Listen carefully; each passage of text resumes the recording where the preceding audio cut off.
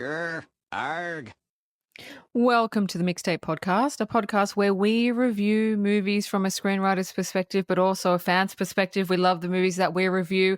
I am your host. My name is Dean, and I am joined as always by my co-host, Marcelo Inestrosa.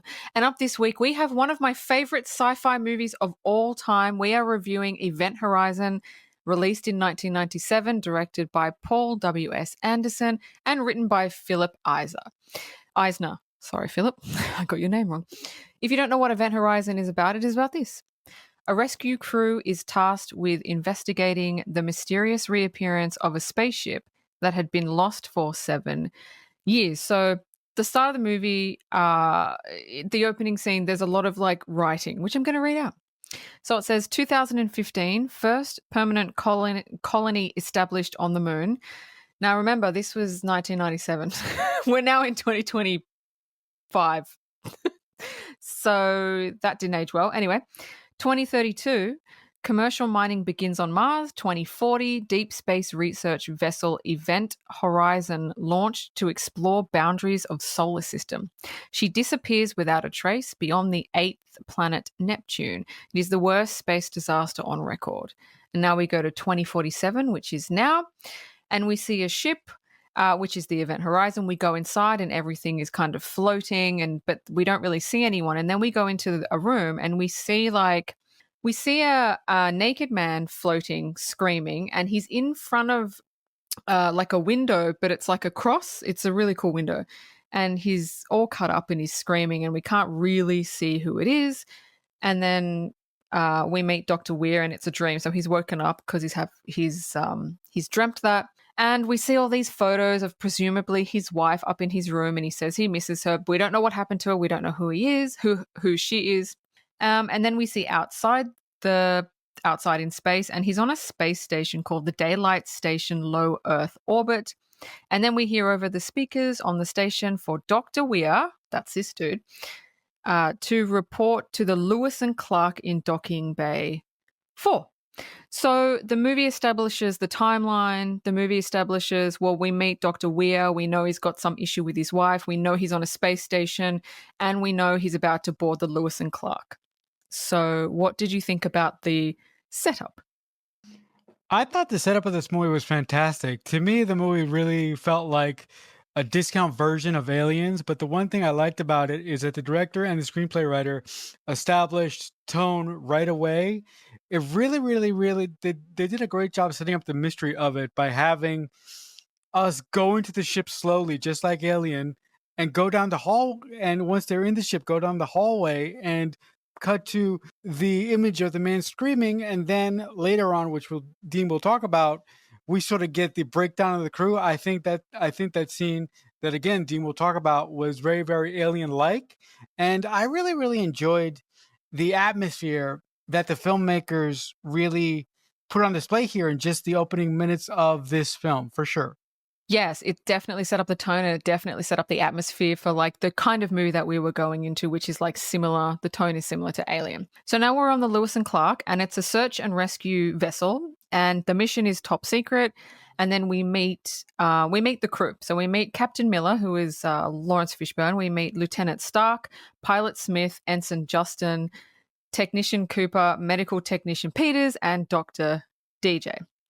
And then Weir meets everyone on board, and they've been called to go to Neptune.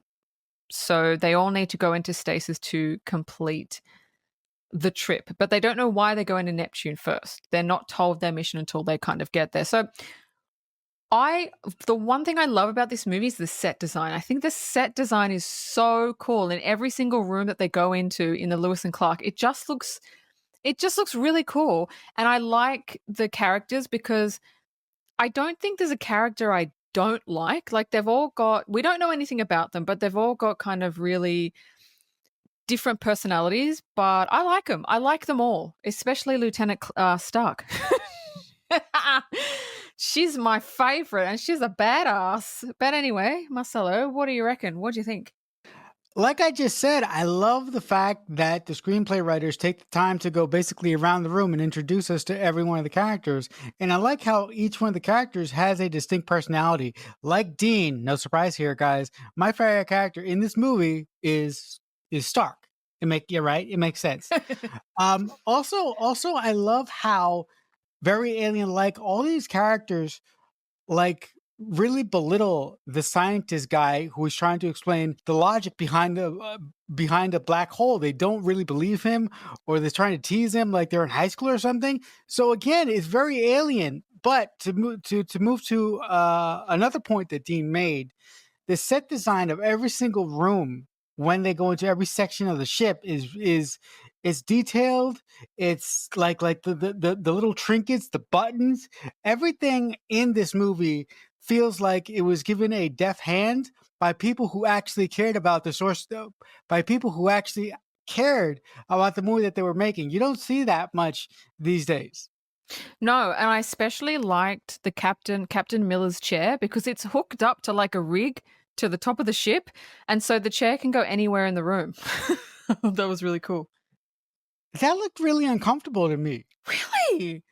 It looked like a ride, like you're on a ride at Disneyland or something. I liked it. I thought, look. I thought he was suspended in the fucking air. Yeah. I didn't. Yeah. Yeah, it looks like that until you kind of squint your eyes and go, oh, there's a thing that's connecting him to the. But I've never seen that in any other movie before. I thought that was really ingenious who kind of came up with that. Yeah, I haven't either. Yeah. So now we're 56 days later, and Weir wakes up from his cryogenic sleep before everyone else. And he's wandering around the ship, and he wanders into the cockpit, and he sees a woman sitting in the captain's chair. And it's Claire, and it's the woman from the photos in his room. She turns around, she's got red eyes, and she says, "Join me." Now he screams and then wakes up in the cryo tank. So this is another dream that he's had. It opens, and the medical technician Peters rushes to help him. What do you think about two dream sequences happening within the first like 2 to 3 scenes of the movie? You think it's too much, or do you think it's we need it? I really think it's lazy. Because personally, I would have done the same thing, but I would have given the character flashes instead of full flesh dream sequences, because dream sequences indicates to me, the storyteller, that you don't know how to tell his backstory properly. Yeah. So after that, everybody wakes up from the cryo sleep, and we see the medical technician Peters. She's watching old home movies of her and her son. There's a reason why we're seeing what her son looks like. As the group kind of assembles and comes in for a meeting with Dr. Weir, because Dr. Weir is about to explain why they are on a search and rescue mission at Neptune. So he explains to the crew that the reason they came to Neptune was a radio signal was picked up coming from the event horizon. Now, everybody kind of looks at each other, and they know the ship. They know it disappeared 7 years ago. They're like, yeah, that's impossible. There's this whole scenario where it blew up, and, you know, nobody knows where the remnants are or anything. And then Weir explains that the event horizon was a secret government project to create a spacecraft capable of faster than light flights. It creates a dimensional gateway to allow it to jump instantaneously from one point of the universe to the other. A gravity drive enables this, which Weir says he is the one that built it. And then he explains that 7 years ago, the event horizon vanished without a trace, and they are here to find out why. I love that story because the whole story about traveling faster than light, it creates a dimensional gateway to allow it to jump instantaneously. When more information is found out about where the event horizon has gone and come back from, it's just like, oh, that's so cool. It's just real. I've never seen it done before in a movie or a TV show, and I just think the story behind it, and it makes sense with every single thing that happens to them on the ship. It completely makes sense. So what did you think about the story of the event horizon? I thought the story of the event horizon was very, very well thought out by the writers and the director of this movie, and it's so intriguing. Like Dean said, like as Sam Neill told the story, it felt like he was pulling layer after layer after layer after layer after layer. And usually, when characters do that in movies, it's called exposition, and that's lazy.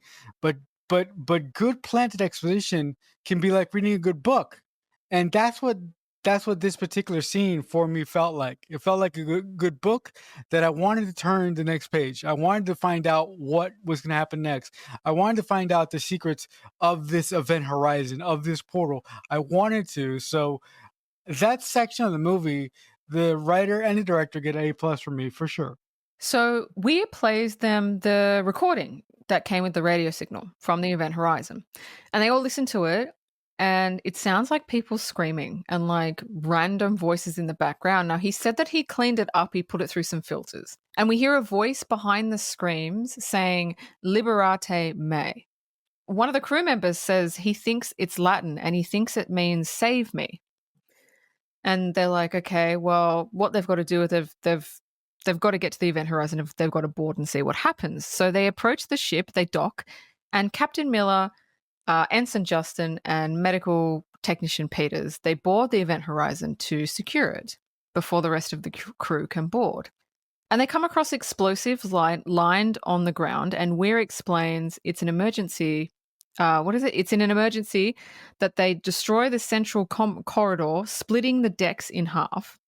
Then the crew can use the foredecks as a lifeboat. So how the event horizon is, there's like, imagine like there's two ships and they're connected by like a corridor. So by blowing that corridor up, it splits the two ships in half. If you haven't seen the movie, which you should have because it's amazing, that's what it is. Now that's a massive, massive, massive setup for what's happening later. But before I continue on the scene, what did you think about the scene?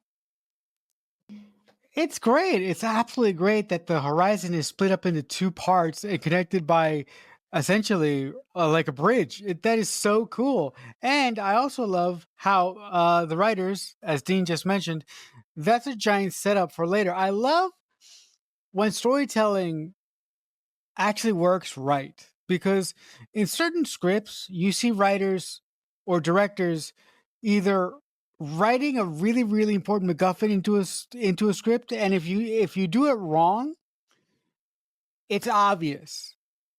But everything in this movie is there for a specific reason, and it doesn't seem forced at all. It seems like this object or this bridge was built like this for a specific reason. It doesn't look like a hat on the ground, and those are the hats that work.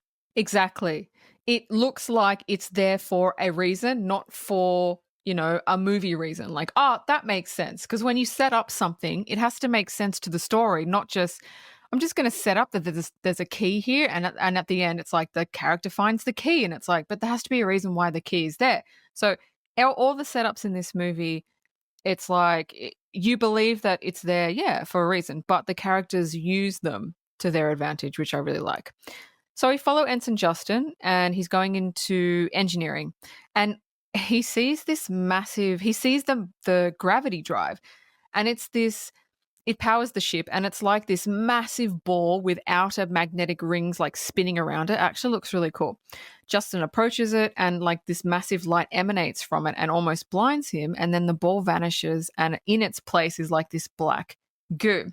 Justin touches it and it pulls him in and then pushes out this like massive like force throughout the ship and the Lewis and Clark vessel. And it basically damages the Lewis and Clark vessel and damages the event horizon. Now, this wasn't really explained, like the force that it ejected. They kind of did it because they needed the Lewis and Clark to be fucked up, right?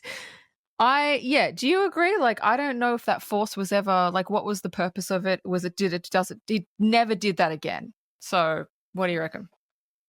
I definitely agree with you. That scene specifically looked like it was in there because the writer and the director needed to happen, or AKA it could have been writer's convenience, as I say almost every episode. Yeah. So medical technician Peters, because she's on the event horizon, she walks into the cockpit of the event horizon, and we get a quick shot of a wind. She walks past a window. Now it's the same window from Weir's dream, and if you blink, you'll literally miss it. It's like Paul, the director, he like does this panning shot, and it's like if you're not paying attention, then whatever. But it's from his dream. She turns to see there's like a dead body in front of her, and it's like it's really cool. It's all cut up, like the whole face is like cut up. and it looks really fucked. And then the walls behind her, which she doesn't notice, there's like intestines and shit, like all smothered on the wall. And you're like, yeah, that's cool. So since the Lewis and Clark vessel was kind of hit with the force, the remaining crew that's on there, they all have to evacuate to the event horizon because they can't. There's the what is it the life support is fucking up, so they have to go. And Cooper goes in and pulls Justin out from the hole because Justin is attached to like a rig thingy, and he pulls him out. So that one thing I have to ask you. And it's one thing that's never bothered me before, but it does bother me now. It's not really a gripe. It's just like more like a question. The medical technician Peters, I don't think I ever see her doing anything medical. she's either doing something on the computer, doing something in the cockpit, and I'm like, that's not your expertise. Like, I've never seen a movie make a medical officer do something that's not medical because they're not trained to do it. And a lot of this stuff in the movie, she's doing stuff that engineering should be doing, really. So, yes, no, what do you reckon? She seems like a character she seems like the character that the writer and the director didn't know what to do with. Because they didn't know what to do with her, they made her have all these odd jobs around the ship. But if you're going to make a character the medical officer of your ship, you better have them do medical shit. It doesn't make sense. Like, why have that character at all? Just jettison that character. Forget her. Forget her. I want to be clear, guys. Jettison her from the script, not from the ship. Oh, that's not fun. Put her in the airlock, boot her out. Yeah, because the problem is every time there was a medical emergency, she called for the doctor. And I'm like, you're the medical. What the fuck? You're trained. You're trained. That's why you're there. But I don't know. Guess not. I guess not. Anyway, my favorite character, Lieutenant Stark. She checks the systems and says there's only enough breathable air for the next 20 hours. So it's like 20 hours, you've got 20 hours, and we know that after 20 hours, they're all going to die. So now there's a time limit, there's a ticking time bomb. So Jason is in the infirmary, and the doctor can't work out what's wrong with him. Like, he's alive, but he doesn't know. He's lying with his eyes open. He's in some sort of coma. He can't be woken, and he's just like, well, he's not sick. There's nothing physically wrong with him. I don't know what it is. It must be a mental thing. So the crew ask how Justin was sucked into the hole. And Weir explains that the gravity drive is powered by an artificial black hole, which is what allows the ship to travel to any point in space. And Lieutenant Stark, because she's the smart one, she actually says that a black hole is one of the most destructive forces in the universe. She's not wrong. She's not fucking wrong. So now that we know that what powers the ship is an artificial black hole, that adds a whole nother layer. Holy fuck, an artificial black hole? Who the fuck put it there? Why'd they put it there? What? Like, what? Dr. Weir. Because humans think that like they can do no wrong. They're like, yeah, let's just do this. No. Humans always think of the reward, but they never think about the consequences. Guys, never. If you want to do something that is just a little bit dangerous, I want you to remember Ian Malcolm's words in Jurassic Park. You have to. And the quote from Dr. Malcolm is, just because you can doesn't mean you should. And it's such a apt quote for so many for so many life situations, for so many companies today, and for this movie's situation. Exactly. So we're back with Medical Technician Peters. Medical Technician Peters is in a lot of this movie. Doesn't really do much, but she's in like a lot. Like, you don't need a doctor and a medical technician. You could have just had the doctor. So we're with her. We're in the. I don't hate her character. I just don't understand what the point of her character is. Can I ask you something? Because it's really bugging me. Mm-hmm. I don't like the character of Sam Neill in this movie at all. Now, let me be frank with you guys. I love Sam Neill. I mean, come on, Doctor. Yeah, come on. Grant. Come on. Yeah. There is something so fucking off about this guy. And in the whole movie, guys, I watched the movie like an hour ago, and I'm still trying to figure it out. What the hell was it? Okay. Since the beginning, he's been taken over by the ship. That's why he's acting like weird. Oh, okay. Again, guys, that's why Dean is a smart one. That's what they pay me the big bucks for.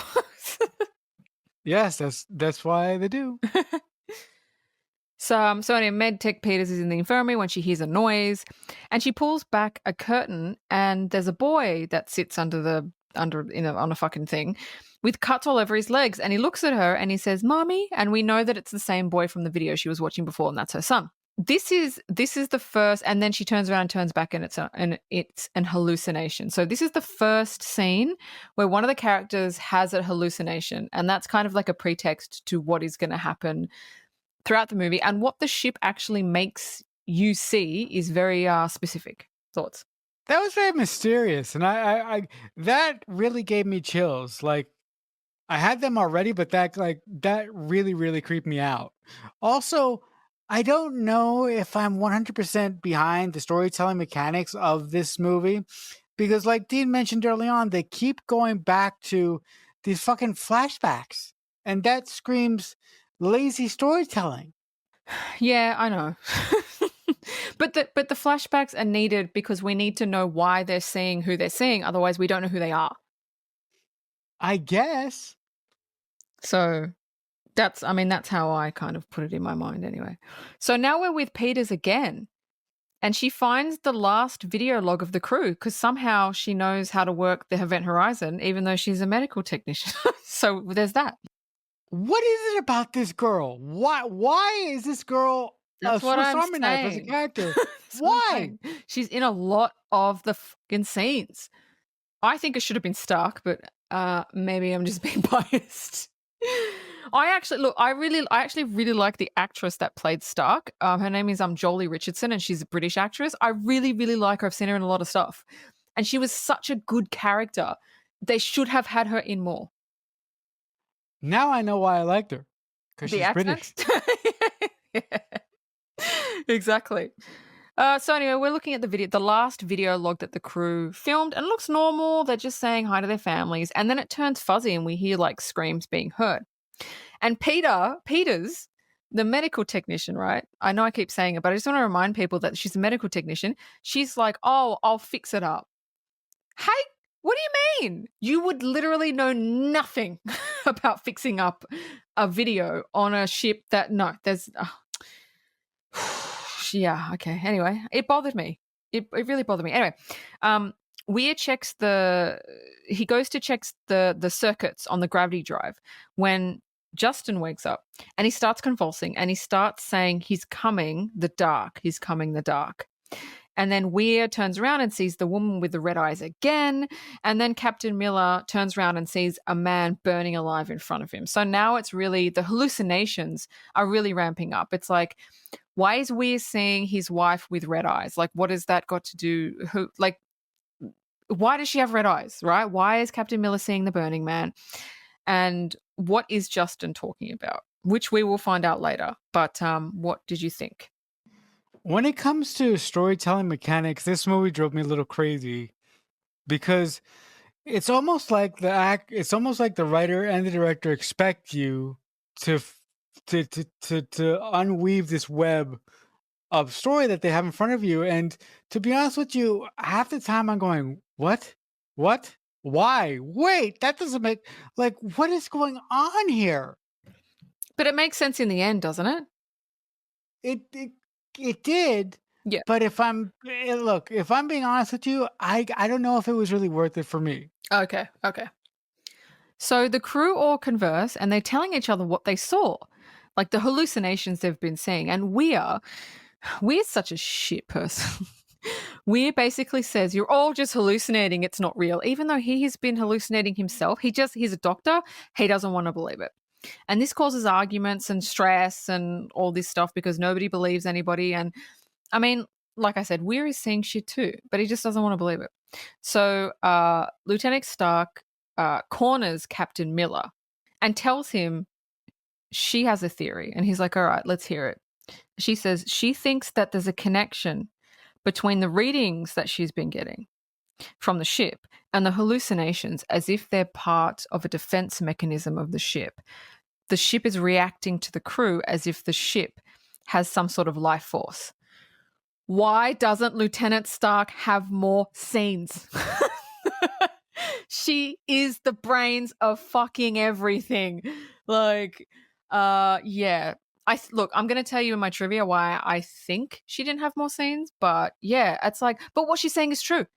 Just the ship is reacting to them. The ship has a defense mechanism. The ship does have a life force. Now, what that life force is, we don't know until it's explained. And when it's explained to me, it does make sense. Thoughts? Yeah, listen. I do love what the writers did with using Stark as an exposition machine. Like she should have been the one leading the group of people. After shit went haywire, because the person that they're giving all the fucking scenes to, the doctor, is just not working for me. So I'm like, what do you got? Like you listen, look. You have a character that you should have thrown that literally you should have thrown out of the story airlock hours ago. And over here, you have put together a perfect character to lead the audience through, to lead your characters through, and to lead the audience through in Captain Stark. Like, I don't understand why the writers chose the weaker character over the better one. I don't get it. Well, speaking of our favorite character, we're back with the medical technician Peters. Oh, enough with this. What the fuck? What the fuck is it about this character? What is it? I don't know. So she's in medical, the infirmary, and she starts hearing banging on the walls, but she can't see anyone. And then she looks around and Justin's body is missing, and she's like, okay. She races, the bangings become like faster and they sound closer.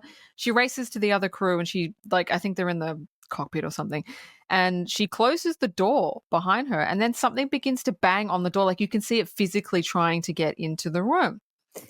And it looks as if Dr. Weir is in some sort of a trance because he's very calm. Everybody else is freaking out, and he moves to open the door before Lieutenant Stark, in all her glory, fucking manhandles him. And Beer's like, yeah, you're not going to do that. I'm like, Stark for the win. So she stops him. And then the banging stops when they're alerted that Justin is in the airlock. And they rush to him, and they're trying to get him to open the airlock because he's locked himself in and he's done the override thing. He turns around to them and he looks at them and he says, did you hear it? It shows you horrible things. The dark inside me from the other place. And again, you don't even know what the fuck he's talking about, and they can't get the door open. And Justin says, if you could have seen the things that I've seen, you wouldn't be trying to stop me. So at this point, he's been pulled into something. He's seen something and he just can't live with what he's seen. So he presses the outer doors to open. Captain Miller is outside, basically making his way to him because the rest of the crew can't open the door to get Justin out. The door opens and Justin's veins begin to like pop and his eyes begin to there's blood coming out of them. He floats out into space when Captain Miller grabs him, pulling him back inside, and they manage to kind of stabilize him. I thought that was a cool scene because it's ominous, but it gives you a little bit more about why he's in the airlock, and he's saying like, I've been to the other place, I've seen dark things, and you're like, what other place, what are you talking about? But I liked it because it was ominous. Yeah, I really like how that scene picked up the creep factor when it comes to the being or the whatever on the ship, but also I like how these characters who are in this untenable situation still manage to care for each other and still manage to want to save each other's lives. But also, I love how this movie is doing storytelling progression. Everything is getting worse in this movie. There's no downtime. The writers have done an expert job at building a ticking time clock. Like everything is go, go, go, go, go, go, go until the very end. There's no static motion here. Everything flows. Yeah. So it's just great. Yeah. So Captain Miller tells the story behind the Burning Man. He was on a mission and a fire broke out on the ship, and one of the crew members caught on fire And he had no time. He had to leave him behind to rescue everybody else. And he never told anyone that story, but somehow the ship knew about that story. And now he's admitting that the ship somehow gets in your head and shows you things. Now, the doctor who deciphered the Latin in the recording, he says he made a mistake with the translation of the Latin. He thought it says liberate me, but it actually says liberate tutume, which means save yourself.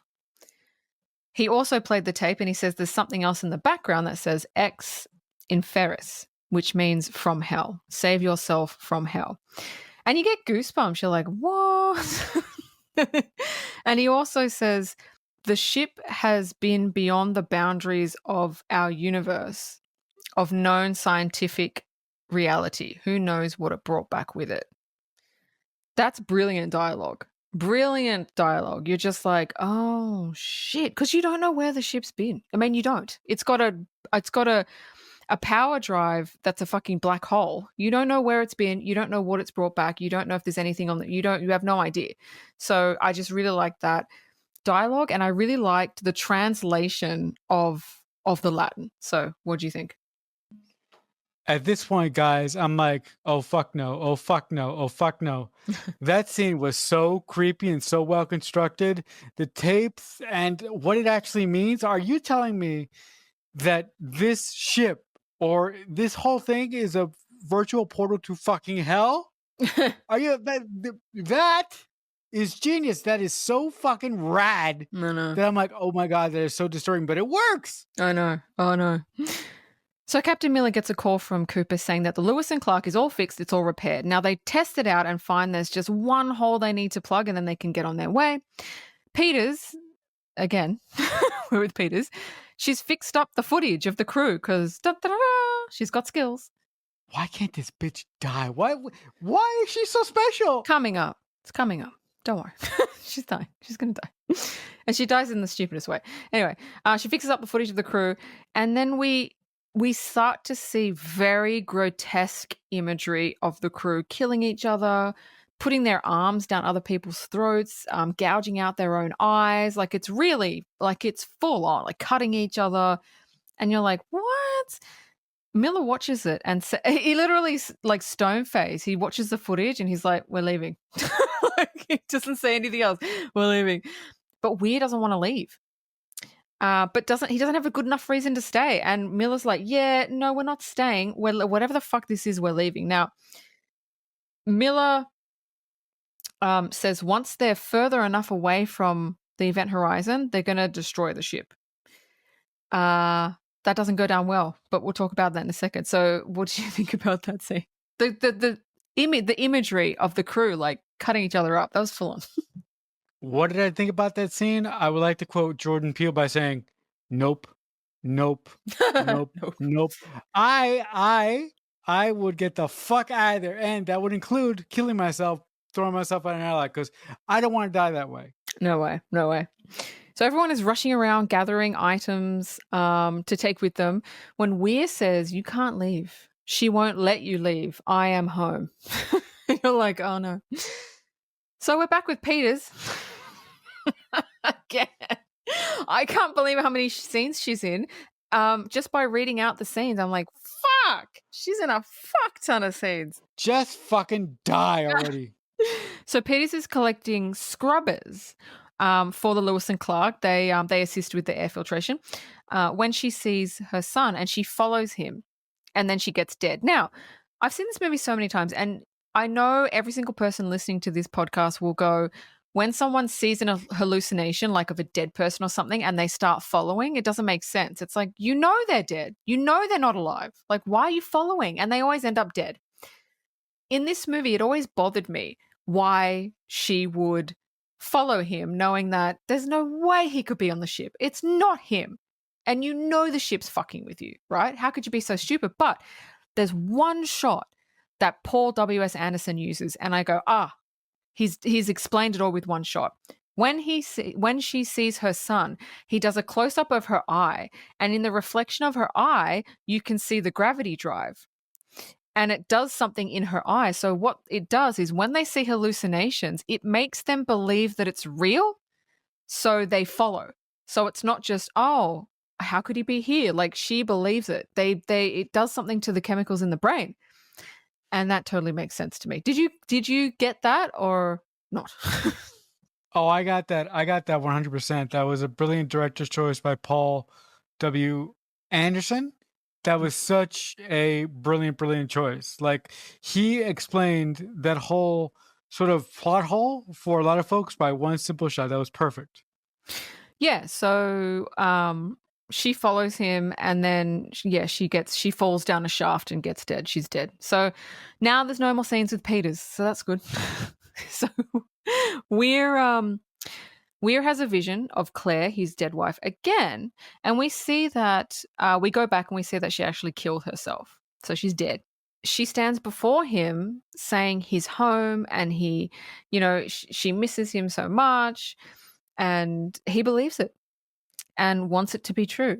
Then we go back to reality and Weir is gouging his eyes out. So again, what the ship makes you do, it makes you dream things, it makes you see things. It kind of distracts you in a way while you do fucked up shit to yourself. That's what it does. So, thoughts? This is actually so gnarly, but it's so disturbing. Oh, good God. That's so that is an awful way to die.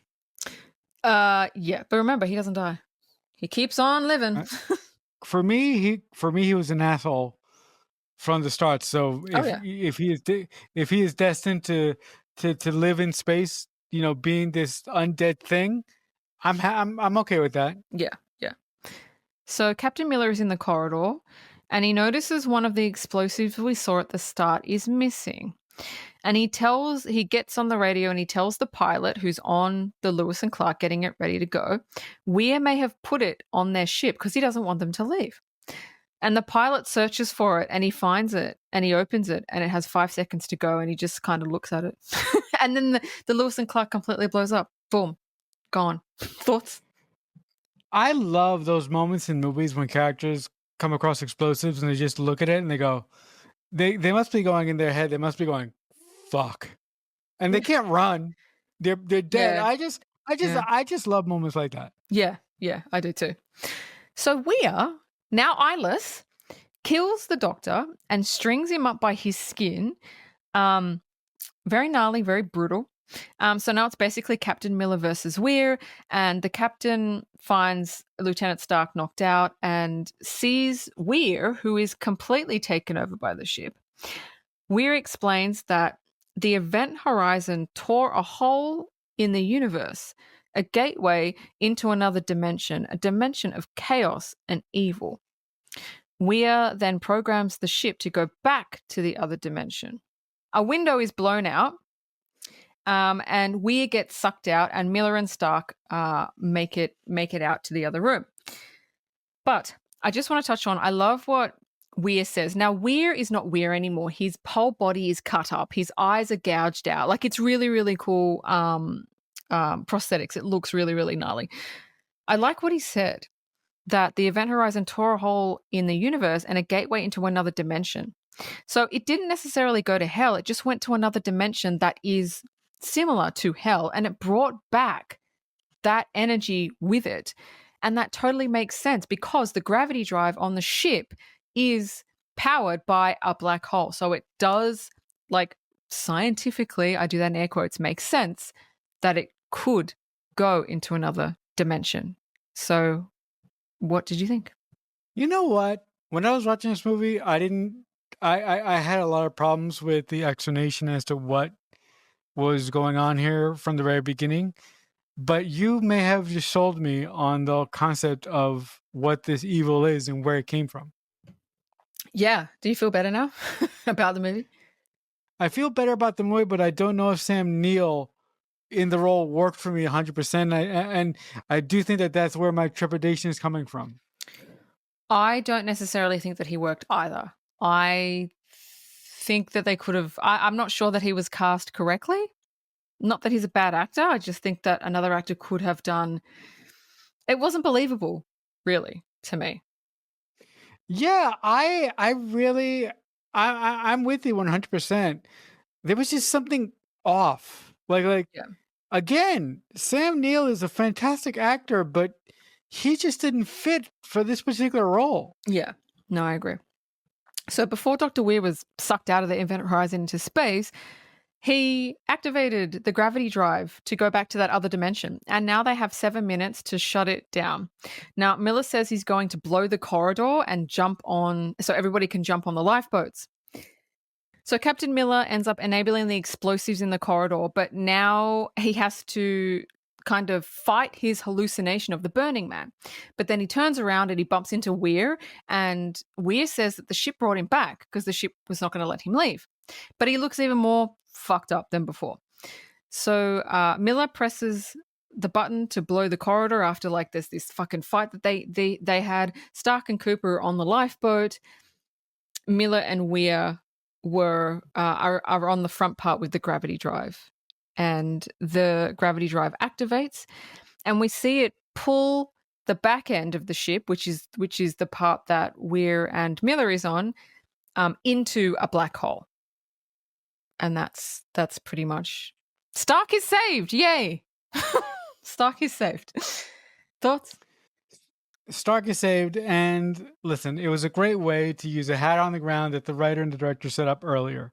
So now we go to 72 days later, and a rescue team enter the Event Horizon, finding Stark, Cooper, and Justin, because Justin survived, in the stasis pods. And they get Stark out of the stasis, and she sees that the rescuer is Weir. When he lifts up his helmet, it's Weir, but it's all fucked up Weir. And then she wakes up, so it was a dream. She wakes up and starts screaming, and they can't calm her down. I've seen this movie so many times, and this is the first time I've realized why they ended it like that. So basically, remember at the start, the first scene of the movie was a dream sequence with the Sam Neill's dream sequence. And now we're ending on a dream sequence. But we know that the dream sequence was from the ship. So this indicates that whatever the entity is now kind of with her or on that side of the ship. So that's it. That's what I got out of it. What I got out of it is it was a really creepy way to end the movie, and to me, because Stark was my favorite character as well, it was a fuck you to us. Because to me, I'm going, oh shit, Stark is infected now, and everything's gonna happen again through her. Yeah. Fuck you. Yeah, and then the movie ends with Funky Shit by The Prodigy, which is like fucking. Remember when movies used to have really cool songs on soundtracks, and now it's like not. I do. Yeah, that was 90s, early 2000s, and now they don't even bother. I love the fact that this movie opens up with the classic Paramount fanfare. I love it so much. Yeah. Trivia? Go right ahead. This may answer some questions for you. The initial cut of the film was over 2 hours and was so violent that the studio went, no. And Paul W.S. Anderson was told to cut 30 minutes out and tone down a lot of the violence. Okay, it explains some things, but Stark could have had a bigger role. We don't know. All right. I feel better about some things. Yeah. The spacesuits that they wore weighed 65 pounds, which is 30 kilos in metric. Fuck. Yeah, the actors were having major back pains. Poor actors. Okay.